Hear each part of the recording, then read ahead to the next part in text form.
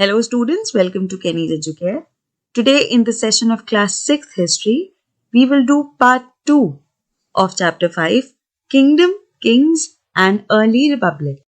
Talking about part 1 में हमने पढ़ा how men became rulers. Then we read about the Ashwamedh, the horse sacrifice, about various varnas, the Janpads, Mahajanpads, and why forts were built. Before that, we also solved few basic concept making questions ki election क्या होता है, voting क्या होती है, what is polling, and how a polling booth looks like. Okay, we read how society changed, and now the brave warriors were not chosen by the people, the Jana, but in fact, according to the big sacrifices, the valorous rituals done by various kings, the yajnas they did, especially the Ashwamedha sacrifice. This was the slide when we talked about that how a horse was let loose और फिर उसे गांव-गांव भेजा जाता था. Whichever king let the horse pass was invited to the sacrifice, but if there was any king who challenged the horse and did not let it pass, उसे battle लड़ना पड़ता था. The people invited brought gifts for the kings. Generally, major rituals were done by the king, minor rituals wives and sons करते थे, and Shudras were not included in any of these rituals. Then we read that how the organization of society, the various occupation done by people was formed in the group of varnas, different varna bane, right? This was the pyramid of varnas, Brahmin, Kshatriya, Vaishya, Shudra. Later on, Dalits, the untouchables also came in as a category और हर किसी का काम defined था. The most important as well as very discriminatory practice of the Varna culture was that your Varna was decided by birth.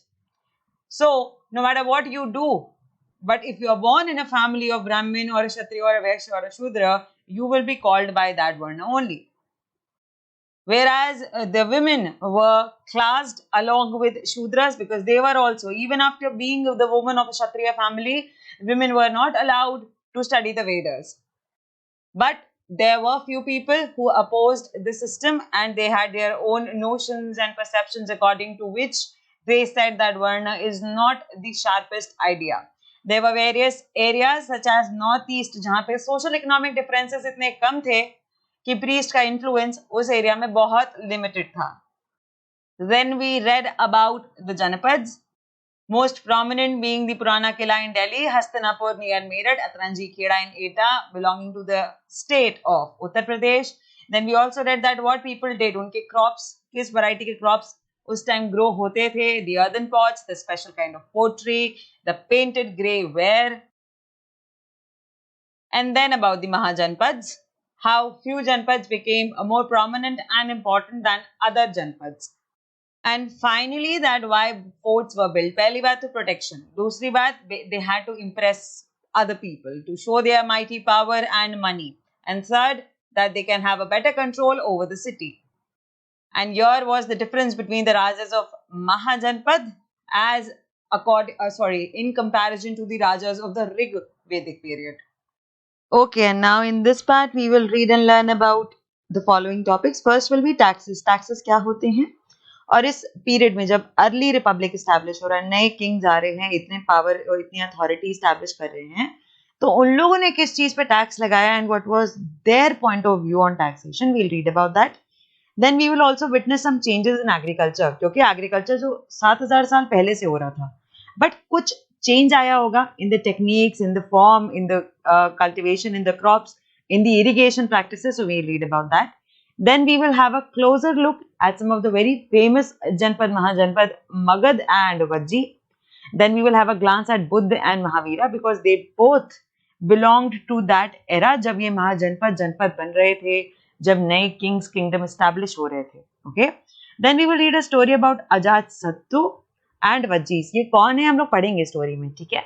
Then we will read some associated keywords from the chapter, moving towards and story of elsewhere as we do in every chapter, and then we will recall the chapter with the help of some exercises. So let's get into the chapter. So starting off with taxes. ठीक है, हमने ये देखा था कि जब वैदिक period था, be it early Vedic or later Vedic, उस टाइम पर the rajas did not use to collect any form of tax. कोई टैक्स कलेक्शन, कोई ऐसा रेवेन्यू का रिक्वायरमेंट नहीं होता था. ठीक है, there were other forms of revenue collection but there was nothing like tax collection. But when the society developed and changed over a bit, the economy expanded and there were various occupations to lead over, taxes came into place. As the rulers of the Mahajanpads were building huge forts, maintaining big armies, they needed more resources. और जब आपको ज़्यादा पैसे की ज़रूरत पड़ेगी, only then this tax collection का system will come into force. Now, these kings needed officials to collect these as in these resources. So instead of depending on occasional gifts brought by people, as in the case of the Raja of Janapad, they started collecting regular taxes. ठीक है, क्योंकि अब Kings को बहुत ज़्यादा पैसों की ज़रूरत, और सिर्फ पैसे नहीं, और भी अदर रिसोर्सेज की ज़रूरत थी. Because they had to maintain their big armies, they needed more resources, they have to build huge forts, they have to take care of the people. Overall city के वेलफेयर के बारे में सोचना है. So you need resources for it, and for those resources you can not be dependent on the occasional gifts, and that is why unlike the raja of janapads, now the raja of mahajanapads और the rulers of the mahajanapads started collecting regular taxes. अब बात आती है कि tax collect तो हो रहा है, पर किस पे करेंगे tax collect? So tax was collected on crops, and taxes on crops were the most important. This was because most people were farmers. जब ज़्यादातर लोग farmers होंगे, that means that this community will pay the major portion of tax. Major portion of taxes will be given by the farmers. That is why taxes on crops were the most important. Usually the tax was fixed at 1/6 of what produced. For example, अगर आप 100 kilo अनाज उगाते हो and you have to give 1/6 of it. ठीक है, 1/6 of 100 kgs आपको tax पे करना पड़ता था. हमेशा 1/6 नहीं होता था, कभी कभी ड्राउट या सिवियर कंडीशंस में इसे 1/4 कर दिया जाता था, कभी ईजियर कंडीशन में इसे 1/8 कर दिया जाता था. But on an average most of the taxes was fixed at 1/6 of what you produce. This was known as भाग और अ शेयर. हम इसे टैक्स नहीं कहते, टैक्स तो आज का लैंग्वेज है ना. पहले जमाने में इसे भाग कहा जाता था कि अपना भाग दो, अपना शेयर दो, right. So this portion of what you produce, ये जो आप देते हो, इसे भाग के नाम से जाना जाता था. There were taxes on craft persons as well, क्योंकि आप कहोगे कि ठीक है, if I am a farmer, I am paying with the help of what I am growing. मैं जो क्रॉप उगा रहा हूँ मैं वो दे देता हूँ, ठीक है, या मैं जो क्रॉप उगा के उसे सेल करके जो मनी कलेक्ट करता हूँ, उस मनी का कुछ शेयर दे देता हूँगा. एनी ऑफ द केस, आप मनी दे दो, आप क्रॉप दे दो, कुछ भी चलेगा. But if I am a craft person, मैं कैसे पे करूंगा? These could have been in the form of labor. अब क्राफ्ट पर्सन का आप कोई क्राफ्ट का आइटम तो उठा के नहीं रख लोगे, और कितना क्राफ्ट का आइटम ले लोगे. सो क्राफ्ट पर्सन से लेबर करवाया जाता था, उनसे काम करवाया जाता था. फॉर एग्जाम्पल, अ वीवर और a smith may have had to work for a day every month for the king. King कहते थे कि तुम पैसे वैसे मत दो मुझे, एक काम करो, महीने में हर महीने में कोई एक दिन आ जाया करो और सारा दिन मेरा काम किया करो. Okay, so craft persons were used in the form of labour, and this was their own form of tax. यही उनका टैक्स था, ठीक. Herders were also expected to pay taxes in the form of animals and animal produce. कोई भी बचेगा नहीं, सबको tax देना है, बट अपने अपने फॉर्म में. फार्मर ने अपनी क्रॉप से टैक्स दे दिया, क्राफ्ट पर्सन ने अपनी लेबर दे के कॉस्ट टैक्स पे कर दिया.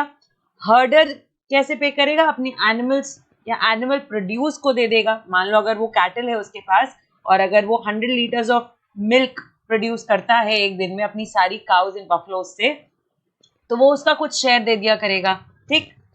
There were also taxes on goods that were bought and sold through trade. मतलब traders को भी देना पड़ रहा है टैक्स, traders को भी टैक्स देना पड़ता था. And hunter and gatherers also had to provide forest produce to the Raja. Hunter and gatherer को भी देना पड़ रहा है टैक्स, कोई बचेगा नहीं, सबको देना है टैक्स, ठीक है. हंटर गैदरर कैसे देते थे? वो जिस फॉरेस्ट में रहते थे उस फॉरेस्ट का प्रोड्यूस लेके आते थे राजा के लिए, ठीक है. तो कौन कौन टैक्स दे रहा है? फार्मर टैक्स दे रहा है, क्राफ्ट पर्सन टैक्स दे रहा है, हर्डर टैक्स दे रहा है, ट्रेडर टैक्स दे रहा है, हंटर गैदरर टैक्स दे रहा है. All right, let's read about changes in agriculture, because society is changing, the more developments are happening, economy is changing, culture is changing, kingdoms आ गए हैं, kings आ गए हैं. एक अर्ली रिपब्लिक का भी टाइम पीरियड है कि ये क्यों, क्योंकि जनपद में until unless they were converted to महाजनपद, जनपद में जन was the authority जो किंग को चुनती थी, right? जन had the power to vote for the king, but then when the concept of महाजनपद came, then क्या हुआ, ये जन की राइट चली गई, है ना. अब सैक्रिफाइस बेस्ड हो गया था सब कुछ, कि जो अच्छा सैक्रिफाइस करके दिखाएगा, जो अश्वमेध करके दिखाएगा, that person will become a king. तो एक अर्ली रिपब्लिक का टाइम पीरियड भी था. रिपब्लिक का बच्चों मतलब होता है when you choose your own head.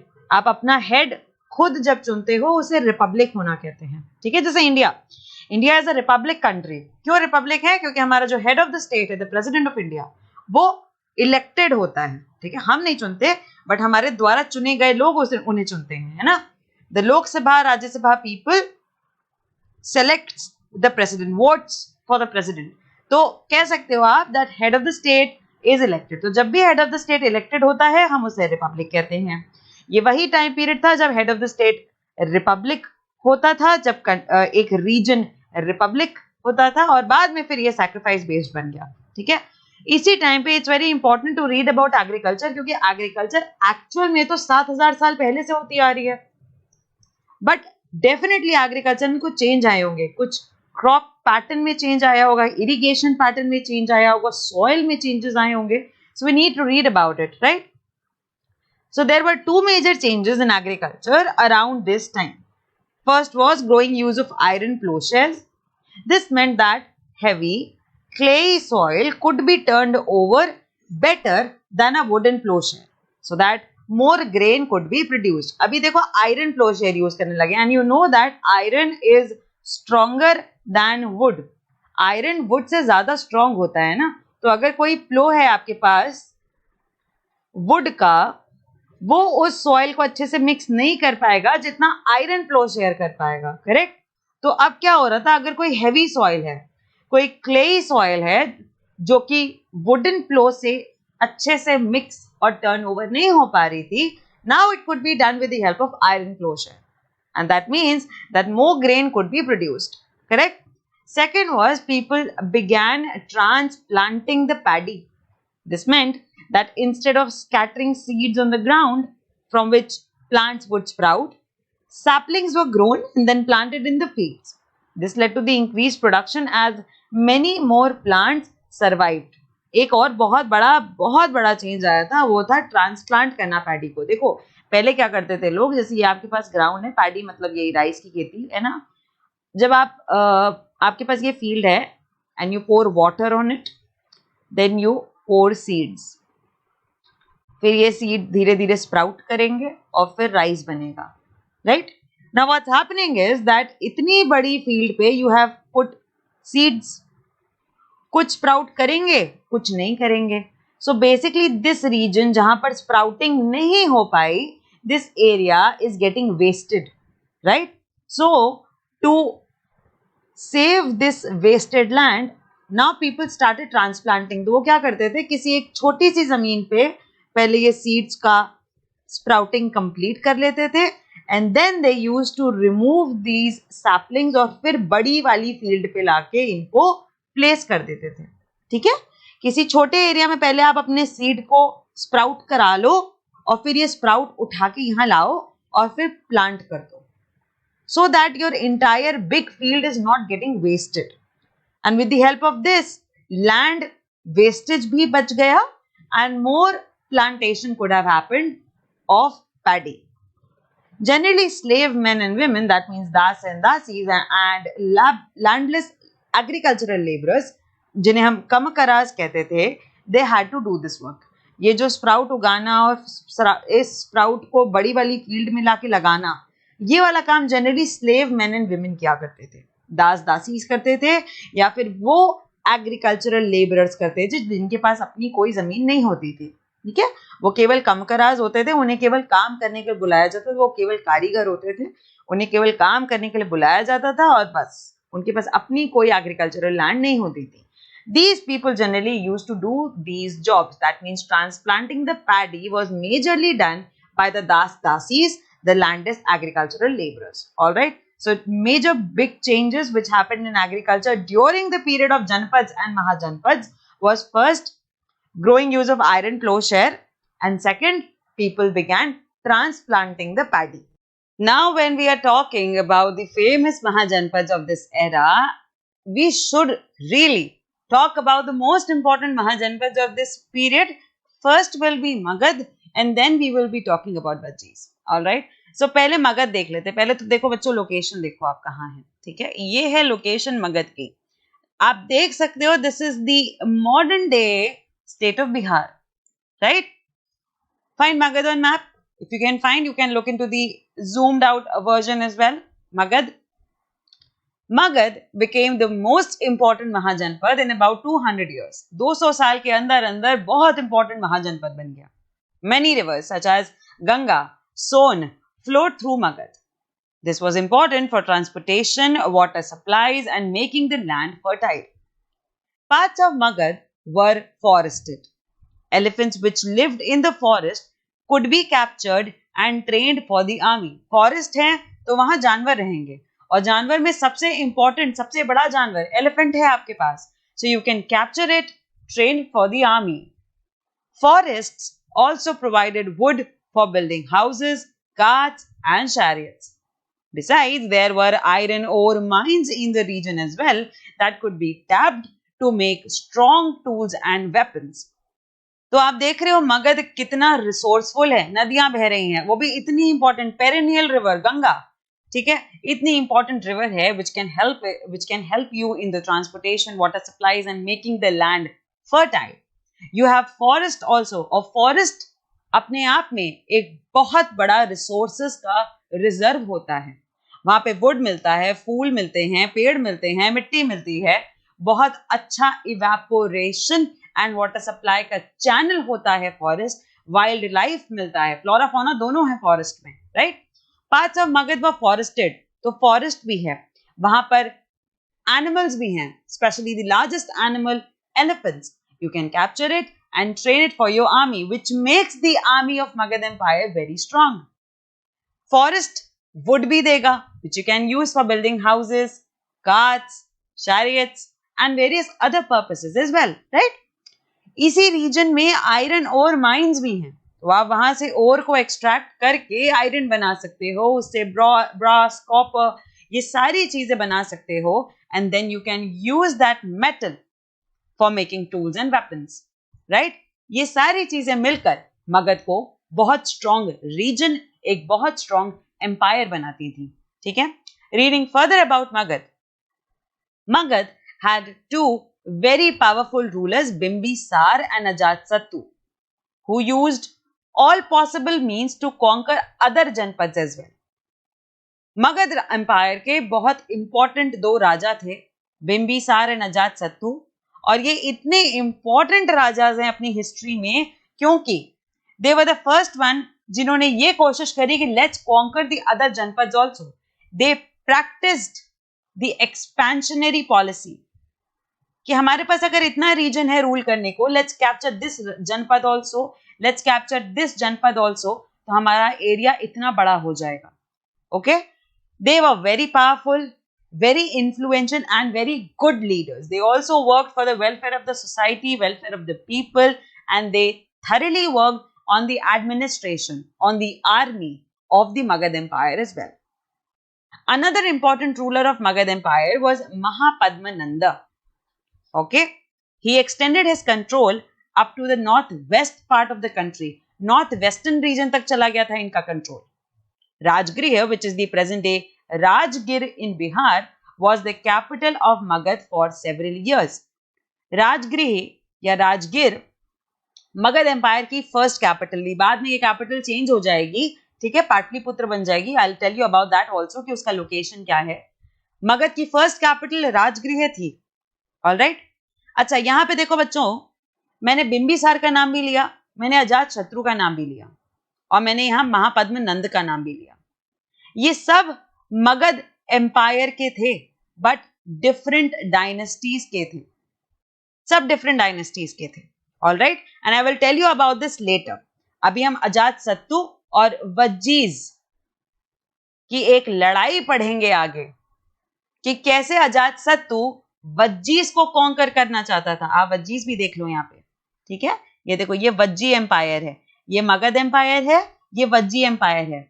अजात शत्रु जो मगध को बिलोंग करते थे, he wanted to attack on वज्जीज and we will read about it.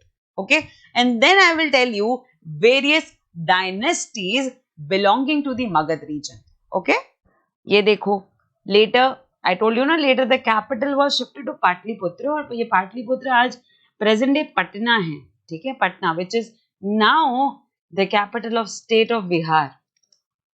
Alright, अच्छा, अब ये जो टाइम पीरियड है ना, जब Mahapadmananda is ruling over the Magadhan empire, exactly इसी टाइम पे एक रूलर थे जिनका नाम था अलेक्जेंडर. यूरोप में रहते थे and he wanted to become world conqueror. And we'll be reading about this person, this ruler, this conqueror of the world. Okay, because this is very important to know कि जब India में, specially Magadh region में, जो सबसे important reason है, the Mahapadmanand, the king who not only ruled on the Magadhan empire but उनका control north west तक चला गया. Okay, so it's very important to know कि जब यहाँ पर Mahapadmananda is the most important and prominent ruler, तब यूरोप जैसी कंट्री में या ऑल ओवर द वर्ल्ड क्या चल रहा था. Who was the most famous ruler of that time in the other world? Okay, so more than 2300 years ago एक ruler थे अलेक्जेंडर नाम के, who lived in Macedonia in Europe. He wanted to become a world conqueror. उनका मन था कि दुनिया जीत लूं. And of course, दुनिया जीतने से उनका ये मतलब नहीं था कि मैं सारे कॉन्टिनेंट्स को पे कब्जा करूं. He just wanted to come to the most important, most prominent and well talked about areas in the world. Of course, he didn't want to conquer the world, but did conquer parts of Egypt and West Asia. वो पूरी दुनिया तो conquer नहीं कर पाए, but Egypt and western Asia, अगर ये Asia है तो इसके वेस्टर्न हिस्से पर काफी चीजें, काफी जगहें, काफी एरियाज को कॉन्कर किया उन्होंने.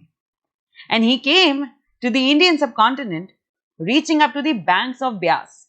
ब्यास नदी यहाँ बहती है और ब्यास नदी के बैंक तक वो आ चुके थे. Okay, when he wanted to march further eastwards, his soldiers refused.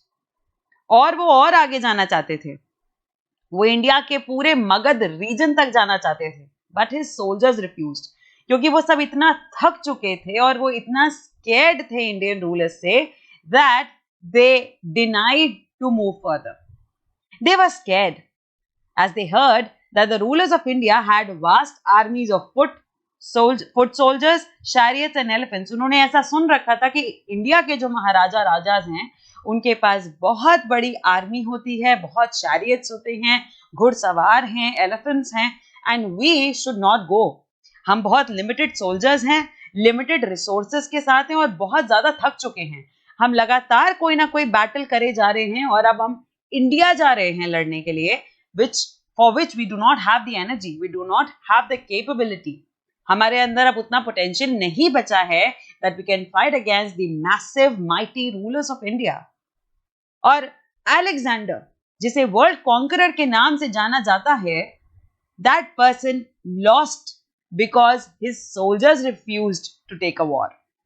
He couldn't conquer, he couldn't come to India, he couldn't fight against the Indian rulers क्योंकि उनके सोल्जर्स ने मना कर दिया.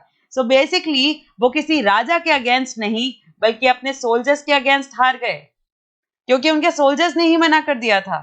कभी सुना है हिस्ट्री में? बहुत कम ऐसा हुआ कि कभी सोल्जर ने अपने राजा को बोला कि अब हम और नहीं लड़ पाएंगे. But the soldiers of Alexander were extremely tired because coming from the way of Europe till Indian region, वो कांस्टेंट बैटल्स करते हुए आ रहे थे. They were constantly having battles and wars against various authorities and powers of various kings. वो लगातार हर बहुत सारे अलग अलग किंग्स के अगेंस्ट बैटल कर रहे थे, and now they were tired and that is why they refused to move further. So this was the story of Alexander the Great. Now after Magad, let's have a closer look at Vajjees, क्योंकि यही उनके most important opponent है. यही सबसे बड़ा competition था मगध का. And I told you अभी that एक small glance दिया मैंने कि Ajatashatru, one of the most important Magadhan kings wanted to attack the Vajjis. तो कुछ तो खास बात होगी ना इस पूरे किंगडम में, इस वज्जी एम्पायर में, right? While Magad became a powerful kingdom, Vajji, जिसकी कैपिटल वैशाली में थी, बिहार में, was under a different form of government known as Gana और संघ सिस्टम. मगध एक पावरफुल किंगडम बना, वहां पे किंग चुने जाते थे, there was a monarch system, एक किंग था, ठीक है. बट वज्जी अपने आप में एक डिफरेंट फॉर्म ऑफ गवर्नमेंट चला रहा था. यहाँ पे गण और संघ सिस्टम था. इन अ गण और sangha system there were not one but many rulers. कोई एक राजा नहीं होता था, ढेर सारे रूलर्स होते थे. Sometimes even when thousands of men ruled together, each one was known as a raja. अब आपको लग रहा होगा ये थोड़ा अजीब सिस्टम है, राइट? ये अजीब नहीं है, because Vajjis wanted to have speciality, specialists रखना चाहते थे वो अपने किंगडम में.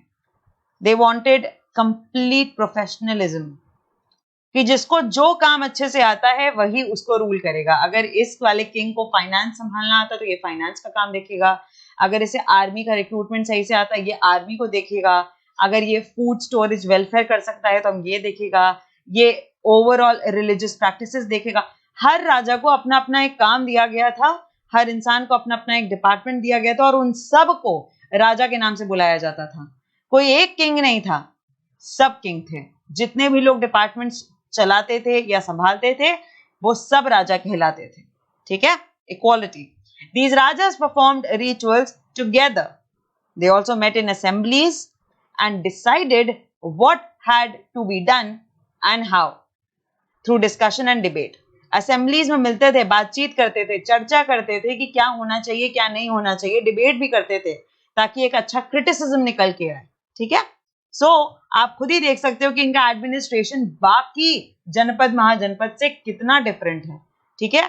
और एक बहुत ही फ्लरिश्ड एडमिनिस्ट्रेशन की इमेज यहां दिखती है, because everyone is given a great value, everyone is given a lot of respect and they believe in collective responsibility. सब मिलके काम कर रहे हैं, राइट?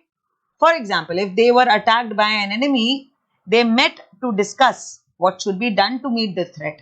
कोई एक राजा नहीं है कि बस उसने बोल दिया कि चलो आक्रमण कर दो तो आक्रमण हो गया. No, all the rajas used to sit, discuss about it, and then they used to deal with the situation.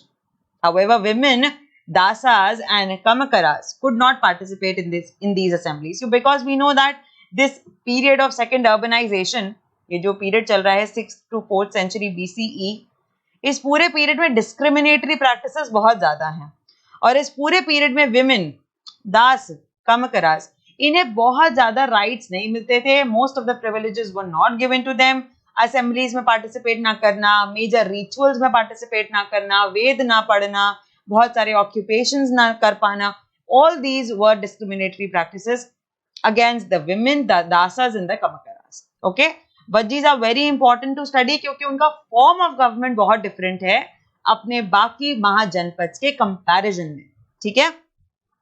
और इसी टाइम पे दो बहुत इंपॉर्टेंट, बहुत फेमस सेंट्स थे, बुद्ध एंड महावीरा, जिनके बारे में हम लोग चैप्टर 6 में, आगे चल के चैप्टर 6 में पढ़ेंगे.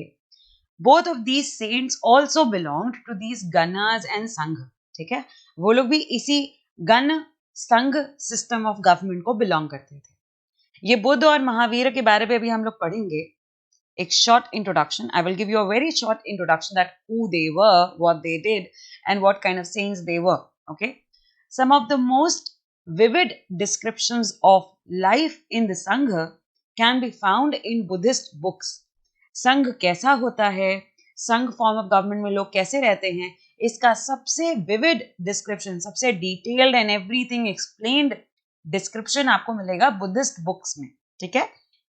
ओके, नाउ रीडिंग अबाउट कि who is Buddha and who is Mahavir. All right, तो मैंने ये तो बता दिया that these were very famous and important saints, ठीक है? बट इन्होंने करा क्या है? तो first talking about Buddha.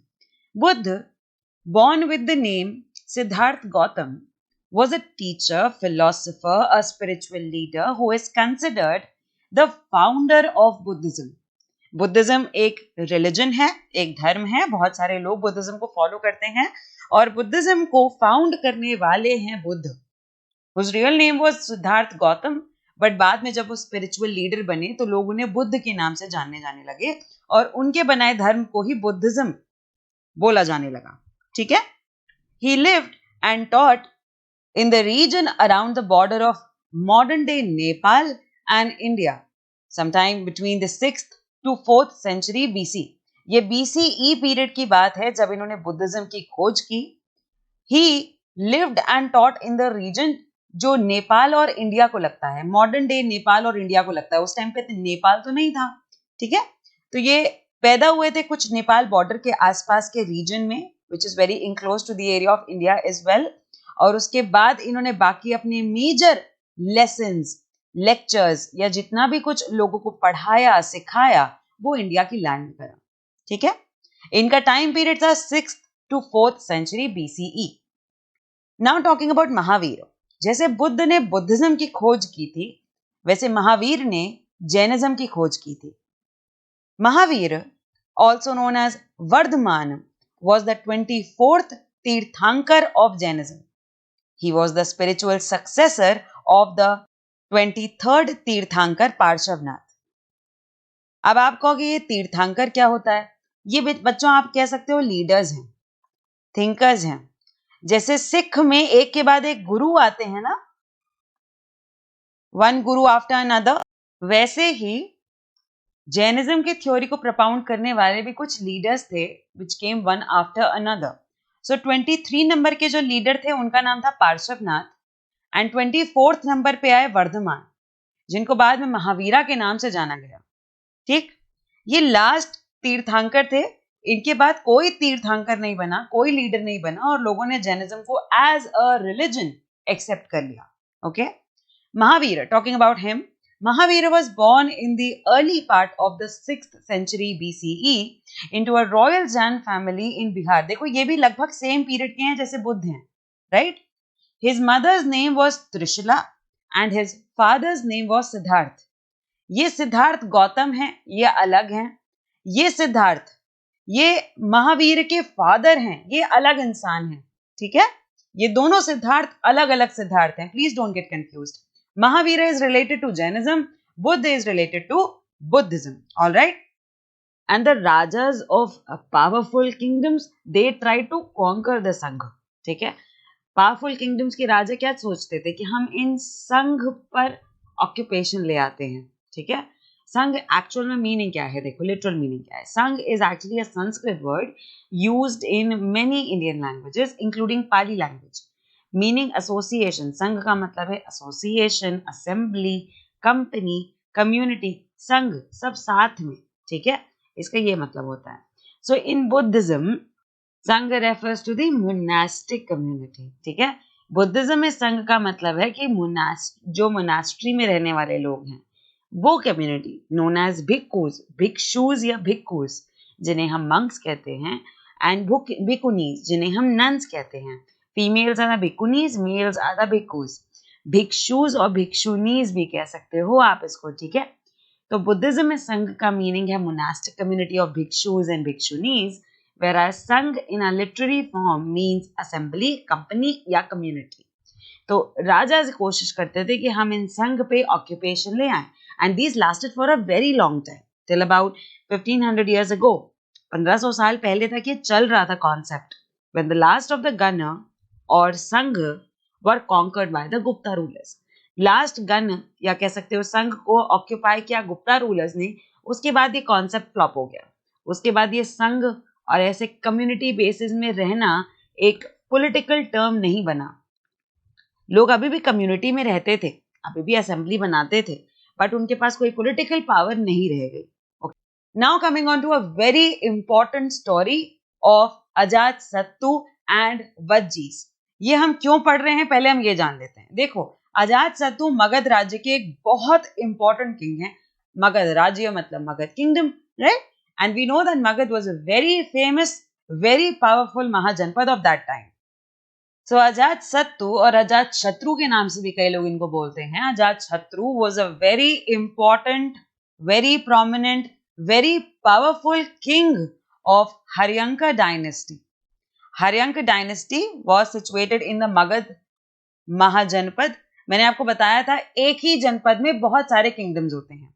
Please understand this. अगर एक महाजनपद है वहां पे बहुत सारी डायनेस्टीज वन आफ्टर अनदर आएंगी, जिसमें से there was one dynasty known as Haryanka dynasty and Ajatashatru और Ajatashatru belonged to the Haryanka dynasty. Okay, he was the son of Bimbisara. अब आपको ये कौन है, वील रीड अबाउट एवरीथिंग. ठीक है, ये हर्यंक डायनेस्टी के बारे में हम पढ़ेंगे कि ये बिंबिसार कौन थे और ये बाकी किंग्स ये सब मगध को बिलोंग करते थे कि नहीं. We'll read about it. For now just understand, Ajatashatru और Ajatashatru was the son of Bimbisar belonging to the Haryanka dynasty, and Haryanka dynasty was under the Magad Mahajanpad. So this Magad Mahajanpad, or you can say that dynasty of Magad Mahajanpad, wanted to attack Vajjis, जो कि एक दूसरा महाजनपद है. All right, Ajatsattu wanted to attack the Vajjis. He sent his minister named Vasakara to the Buddha to get his advice on the matter. Ajatashatru ने वसकरा, अपने जो minister थे, उनको बुद्ध के पास भेजा.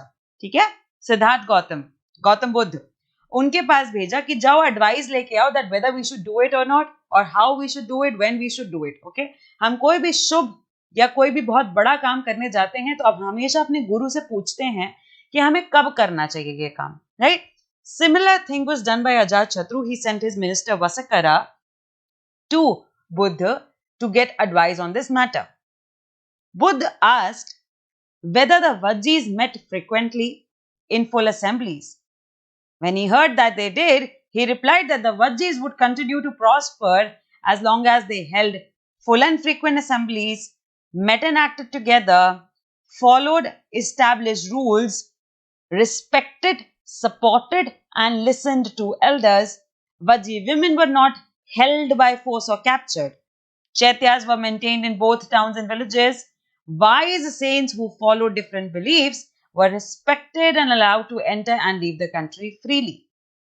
जब बुद्ध से पूछा गया that whether we should attack on Vajjis or not, whether we should lay down this practice or this planning of ours or not, or when we should do it, तो बुद्ध ने पूछा कि एक बात बताओ मुझे, क्या वज्जीज फ्रीक्वेंटली अपने मिनिस्टर्स से मीटिंग करते हैं? क्या वो फुल असेंबलीज लॉन्च करते हैं? क्या वो बार बार असेंबल होके इंपॉर्टेंट मैटर्स पे डिस्कशन एंड डिबेट करते हैं? तो वसकरा ने बोला कि जी बुद्ध, वो बार बार मिलते हैं, बार बार डिस्कशन भी करते हैं, बार बार अपने मिनिस्टर्स के साथ डिस्कशंस, डिबेट्स और बहुत सारी चर्चाएं करते हैं. तो बुद्ध ने बोला तुम फिर चाहे जितनी कोशिश कर लो, तुम उन्हें तब तक नहीं हरा पाओगे जब तक वो असेंबलीज करते रहेंगे. जब तक वज्जीज साथ मिल के एक्ट करते रहेंगे तुम उन्हें नहीं हरा पाओगे. जब तक वो अपने रूल्स को फॉलो करते रहेंगे तुम उन्हें नहीं हरा पाओगे. जब तक वो अपने एल्डर्स की रिस्पेक्ट करेंगे, उनका सपोर्ट लेंगे, उनकी बात सुनेंगे, तब तक तुम उन्हें नहीं हरा पाओगे. जब तक Vajji women by force capture नहीं हो रही हैं, जब तक विमेन की रिस्पेक्ट की जा रही है वज्जी एम्पायर में, तब तक तुम उन्हें नहीं हरा पाओगे. जब तक वज्जी एम्पायर में चैत्यास बनते रहेंगे, जब तक चैत्यास बनेंगे तुम उन्हें नहीं हरा पाओगे. वाइज सेंट्स जो अलग अलग बिलीव्स को फॉलो करते हैं, जब तक वज्जीज उनकी रिस्पेक्ट करते रहेंगे और उन्हें शहर में आने से रोकेंगे नहीं, तब तक वज्जीज को कोई नहीं हरा सकता. This shows that what Vajjis were, how well organized their administration was, how cultured Vajjis were, and how powerful all these rules made Vajjis. ये सारे रूल्स की वजह से वज्जीज इतनी स्ट्रांग हो चुके थे that Buddha himself convinced Ajatsatru that you should not attack them because they are collected and motivated on a very concentric point. Okay, वो साथ मिल के इतने स्ट्रांग हैं कि you should not attack them. Here is a very relatable image of Ajatsattu. Exact painting है नहीं है हमारे पास, बट ऐसा एक इमेज जरूर है. चलो अब अजातशत्रु और वज्जी की स्टोरी हमने पढ़ ली, that why and how Ajatasattu wanted to attack on Vajjis, and then उसके बाद अजातशत्रु को एक एडवाइस मिली बुद्ध से, एंड देन उसके बाद अटैक हुआ नहीं हुआ, that's another part of the story. फिर मैंने आपको ये भी बताया था that Ajatashatru belonged to the Magadhan empire, और वो हर्यंक डायनेस्टी को बिलोंग करते थे, राइट. फिर मैंने बिंबिसार का नाम भी लिया था वहां पे. मैंने आपको ये भी बताया था कि एक एम्पायर में बहुत सारे डायनेस्टीज आ सकते हैं, ये सब मैंने आपको बताया था. Now is the time that I should tell you कि ये डायनेस्टी और ये एम्पायर का मतलब है क्या. तो देखो, हमने मगध देखा मैप पे, हमने वज्जी देखा मैप पे, है ना. मगध, वज्जी, ये अपने आप में एक एम्पायर है, क्योंकि ये अपने आप में एक रीजन है. और आपको पता है कि किसी एक रीजन पे अलग अलग डायनेस्टीज रूल करने के लिए आ सकती हैं, right. Various dynasties can have and take control over one region. कई बार तो ऐसा भी हुआ कि मगध एम्पायर में 2 डायनेस्टीज एक साथ रन कर रही थी, ठीक है. ऐसा भी हो सकता है. फॉर एग्जाम्पल, आपको पता है कि महाराष्ट्र में किसी एक पार्टी की गवर्नमेंट है, और हो सकता है 5 years लेटर, क्योंकि हमारे यहाँ गवर्नमेंट 5 years रूल पे रहती है, 5 years लेटर हो सकता है कोई नेक्स्ट पार्टी आ जाए, कोई दूसरी पार्टी रूल करने के लिए आ जाए, है ना. ऐसा भी तो हो सकता है ना. Not only with the case of Maharashtra, किसी भी स्टेट का आप एग्जाम्पल ले लो, बिहार है, उत्तर प्रदेश है, बंगाल है, किसी भी स्टेट का एग्जाम्पल ले लो. If one party is ruling over that state, it is possible that after the run of 5 years कोई दूसरी पार्टी वोट जीत जाए. But because we have democracy, इसलिए हमारा सिस्टम थोड़ा अलग है. उस टाइम पे इट वाज मोनार्क, उस टाइम पे the kings used to rule, the kings used to fight with one another to gain control over one region, है ना. उस टाइम पे कोई डेमोक्रेसी और वोट्स तो होते नहीं थे, स्पेशली मगध रीजन में डेमोक्रेसी एस्टैब्लिश्ड नहीं थी. That is why at that period of time kings used to fight with one another to gain control over the region of Magadh or maybe Vajji. So, talking about the Magadhan Empire, let me remove some ink.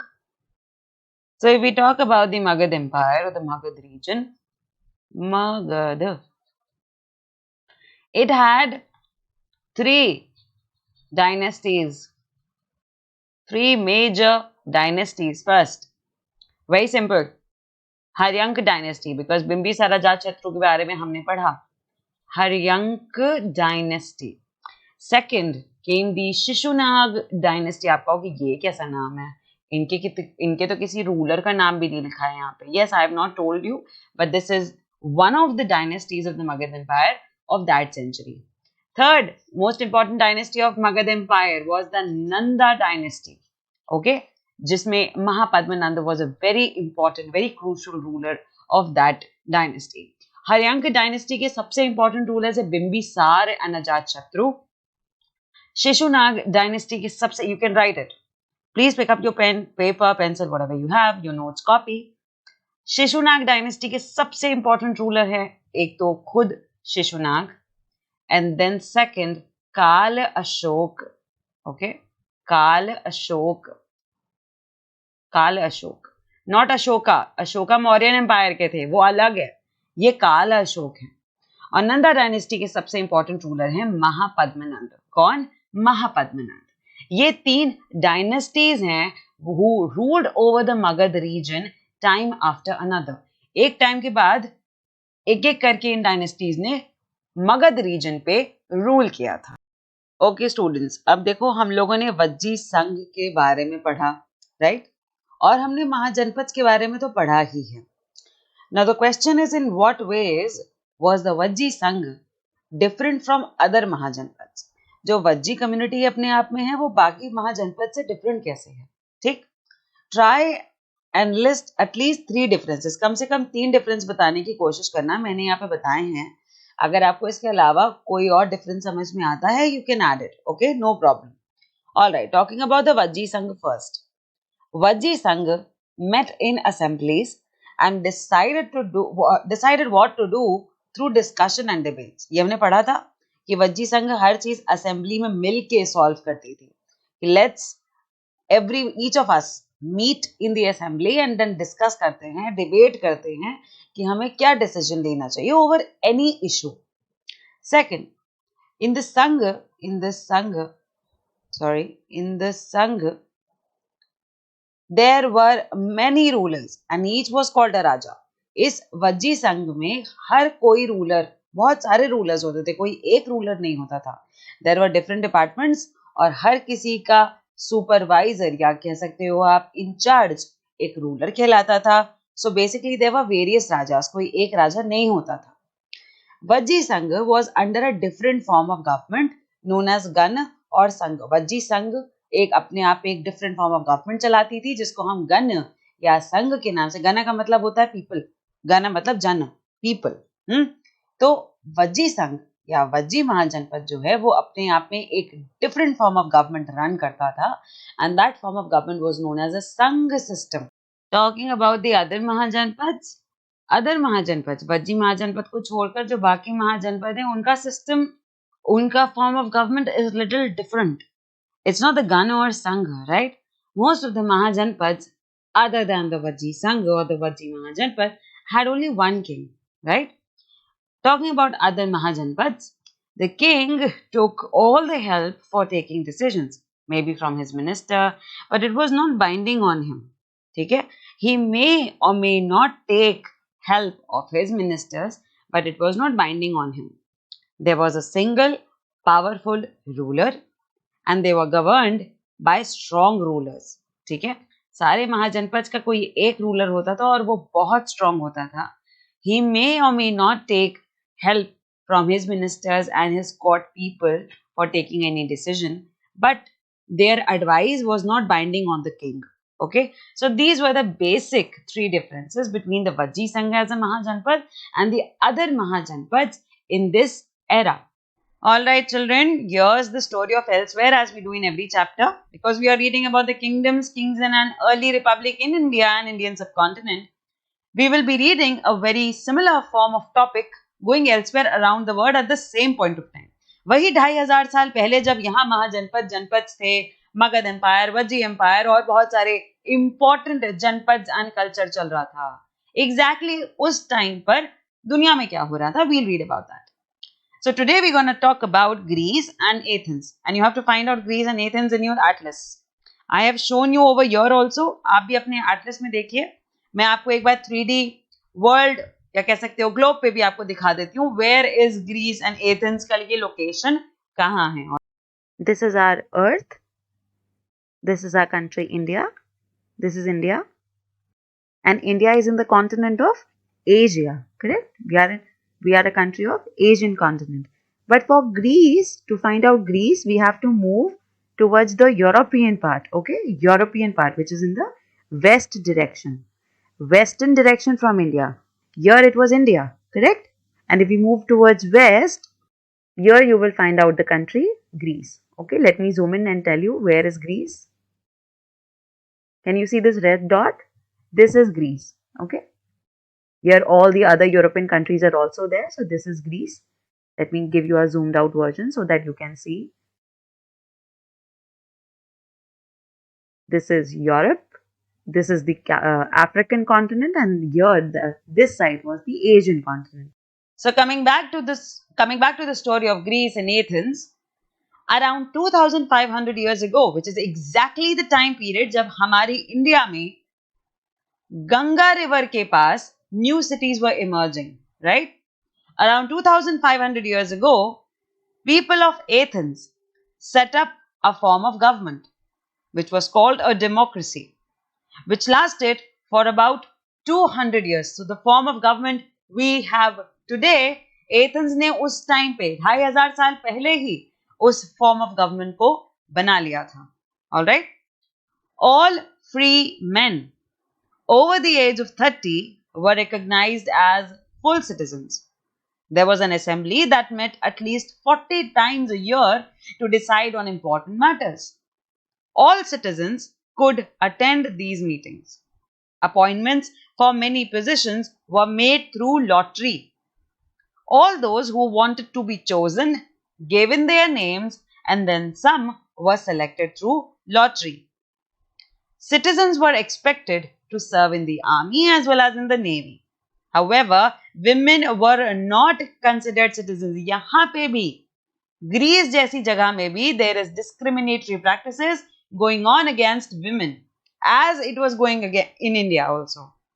Also, many foreigners who lived and worked in Athens as merchants and craft persons did not have rights as citizens. क्योंकि वो foreigners थे, that is why they did not have the rights as citizens.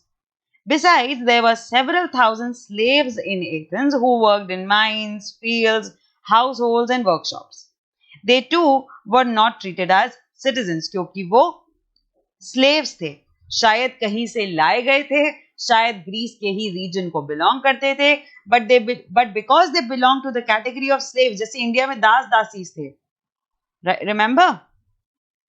जैसे India में दास दासीस को बहुत सारे rights नहीं दिए जाते थे, similarly slaves in Athens also weren't treated equal as full citizen.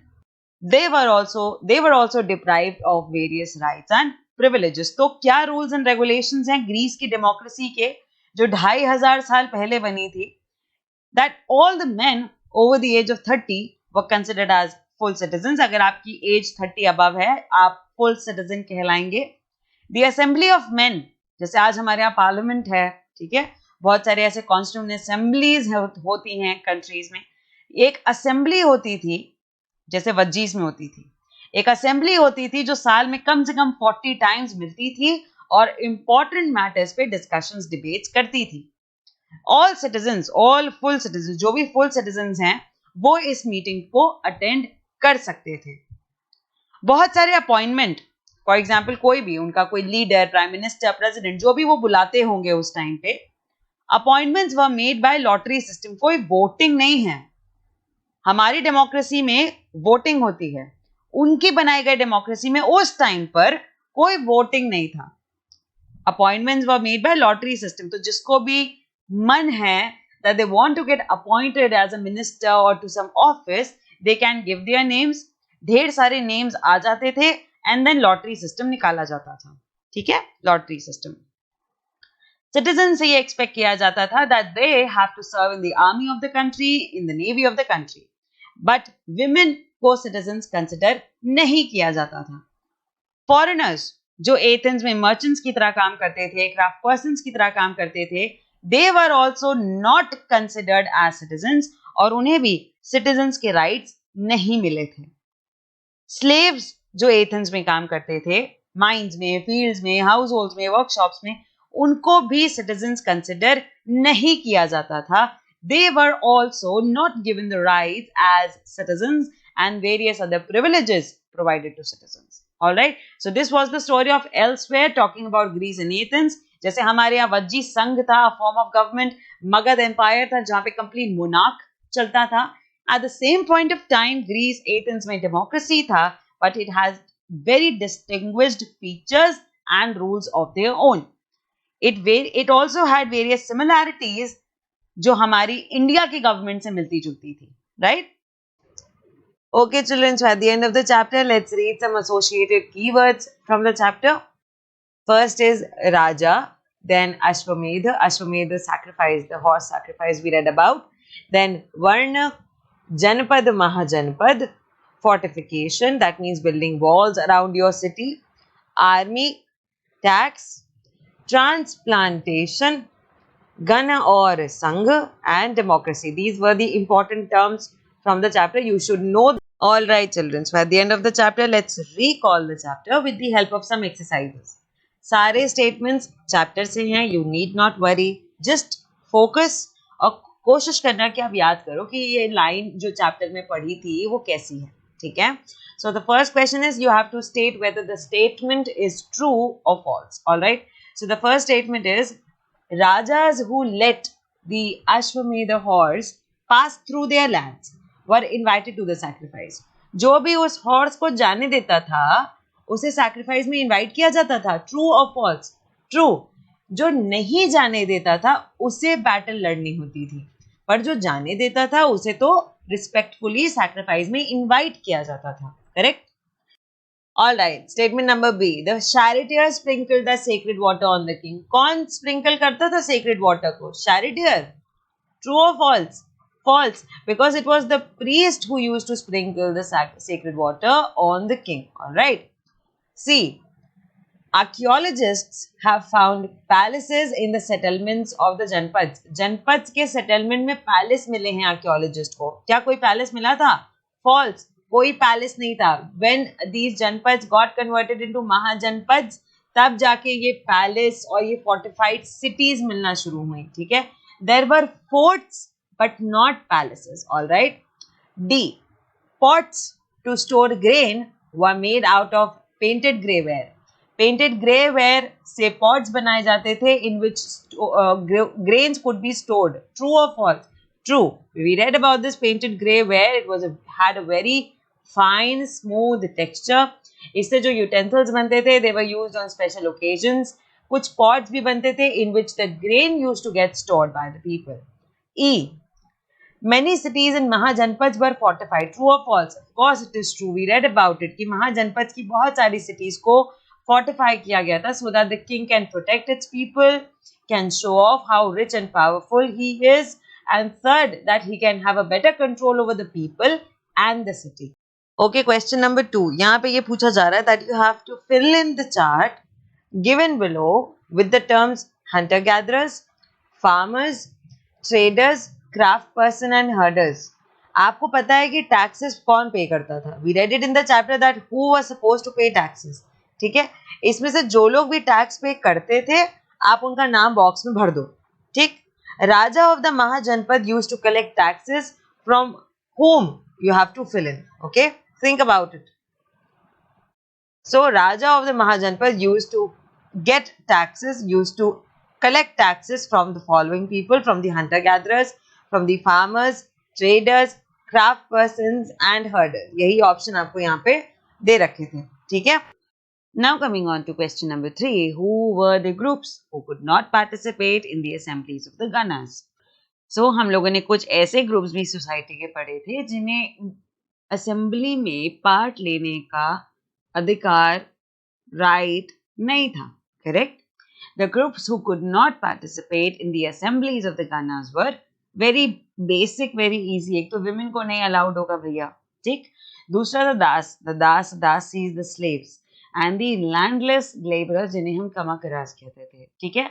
These 3 category of people were not allowed to participate in the assemblies of the Ganas. ठीक है, कोई confusion नहीं होना चाहिए इसमें. Question number 4 is why did the Rajas of Mahajanpadas build forts? महाजनपद के राजा fort क्यों बनाते थे? We read this in the chapter also. The Rajas of Mahajanpad or Mahajanpadas built forts in order to protect their capital city and their people from attacks by other Rajas. दूसरे राजा के attack से बचाने के लिए fort बनाते थे.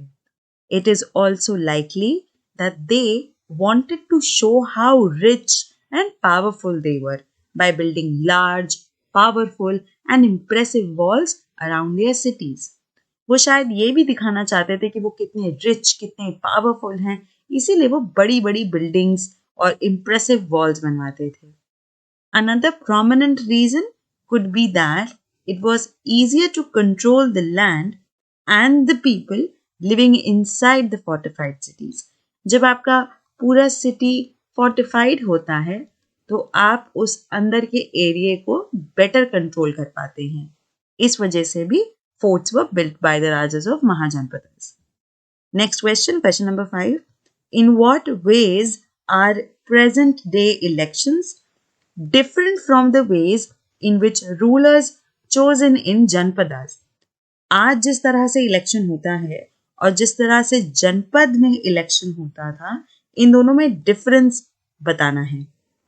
Answer to this is present day elections are conducted based on a democratic system in which all the citizens above the age of 18 years have the right to vote for their favorable candidates.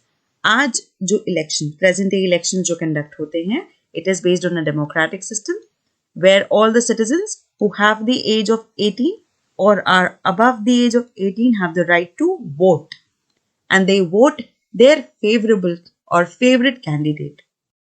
The candidate who wins the majority of votes becomes the public leader. और जिस candidate को सबसे ज्यादा vote मिलते हैं वो जीत जाता है. On the other hand, in Janpadas, there was no such system of voting. There was no such system of voting. During this period of Janpadas, men who performed the Ashwamedha sacrifice were chosen to be the kings. If you want to become the king of the Janpada, you have to perform the Ashwamedha sacrifice. Only then you can become the king. No voting system was there. And with this, we have come to the end of part 2 of the chapter number 5. And our chapter number 5 is done. Thank you. Revise well. Happy learning.